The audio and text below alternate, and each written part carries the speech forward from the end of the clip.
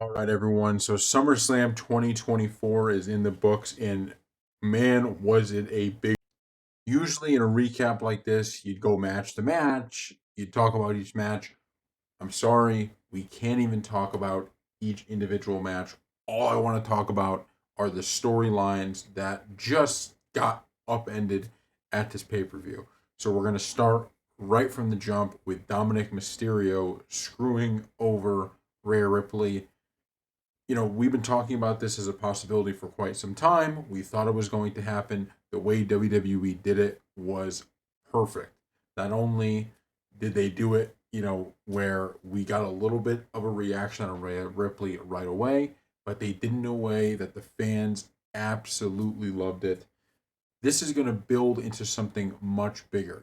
We talked about before the SummerSlam pay per view, we said this has the making of not just a build up pay per view, not just a pay per view like Money in the Bank that was building for big stories, but this has the ability to be a pay per view that has big moments that also are building to even bigger moments. This is exactly what we were talking about. Great job portraying the whole thing. You just felt it. Jumped out of my chair watching this. You just saw the pain in Rhea Ripley's face. That is a major, major storyline change. Then we have to fast forward to Finn Balor and Damian Priest.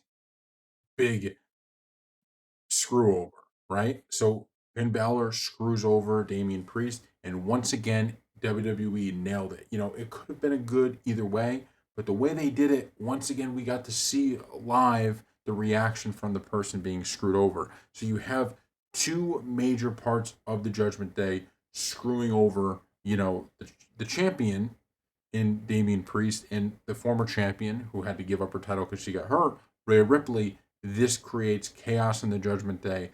Our guess is those two, now that they're baby faces, are no longer going to be part of the Judgment Day, and the Judgment Day is going to go back to being a strictly heel faction. And of course, the big one of the night, which was the return of Roman Reigns. I will say it was, obviously the crowd was loving it. I was so excited to see Roman Reigns come back. It was a little bit weird when it happened because both were on the ground at the same time.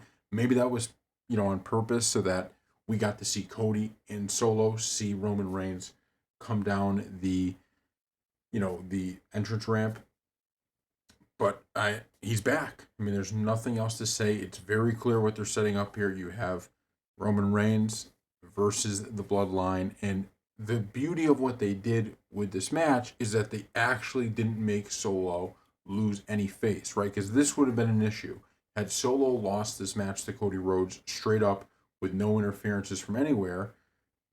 Then the whole point of why Solo is now the new tribal chief and why he's better than Roman was because he said Roman lost, right? That was the big thing. Well, now Solo can say, well, I lost to Cody, but that was because you came in. Now, granted, he also got his help from, multiple other members of the bloodline, but this is an easy excuse for Solo to basically blame Roman and to say, now you're costing us this. I've been waiting for this, and take him on.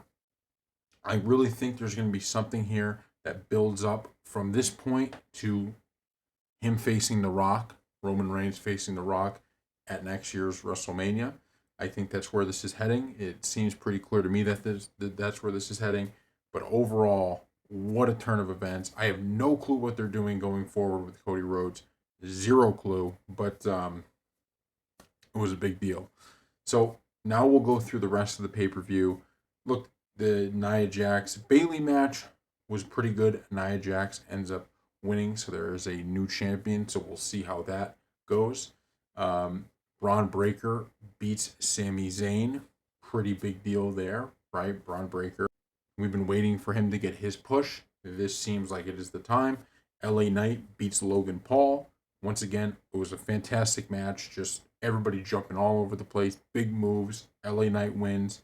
His reign will now start. And then, of course, out of all of those, the big match, which was CM Punk versus Drew McIntyre with Seth Rollins as the ref.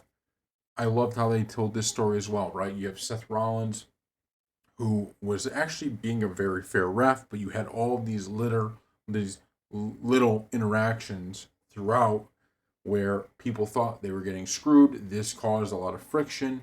This caused CM Punk to get distracted, obviously, with that bracelet, and he gets to go to sleep on Seth Rollins.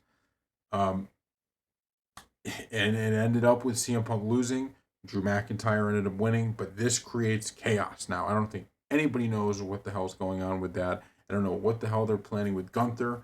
This is wide open. I cannot wait to see what happens next. But great job on this SummerSlam. It was everything I think that people wanted. I'm sure there's going to be some people that are upset about it, but overall, this is exactly what we thought it would be. It was a setup pay-per-view for things to be much bigger down the line, but it didn't have that Money in the Bank feel where after Money in the Bank, we all kind of agreed, we're like, well, we just wish there was a big twist here, a big twist there, a big something. We just, you felt like there was nothing massive, right? There was nothing that just blew your socks off with Money in the Bank. That is not the case with SummerSlam. We set up for some major big events that are going to have big payoffs down the line, and they also delivered on those. So thank you all for watching, and we will see you next time.